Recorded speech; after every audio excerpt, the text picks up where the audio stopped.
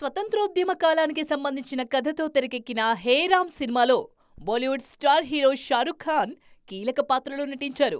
కమల్ మీద గౌరవంతో ఒక్క రూపాయి కూడా పేమెంట్ కూడా తీసుకోకుండా ఈ సినిమాలో నటించారు షారుఖ్. కమల్ డ్రీమ్ ప్రాజెక్టుగా తెరకెక్కిన హే రామ్ రిలీజ్ కు ముందు ఎన్నో ఇబ్బందులు ఎదుర్కొంది.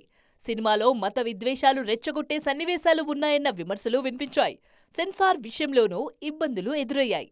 అయితే అన్ని హర్డల్స్ క్రాస్ చేసి ఫైనల్ గా 2000 సంవత్సరం ఫిబ్రవరి 18న ప్రేక్షకుల ముందుకొచ్చింది హే రామ్. రిలీజ్ తర్వాత హే రామ్ కు దేశవ్యాప్తంగా మంచి అప్లాజ్ వచ్చింది. విమర్శకుల ప్రశంసలతో పాటు 3 జాతీయ అవార్డులు కూడా దక్కాయి.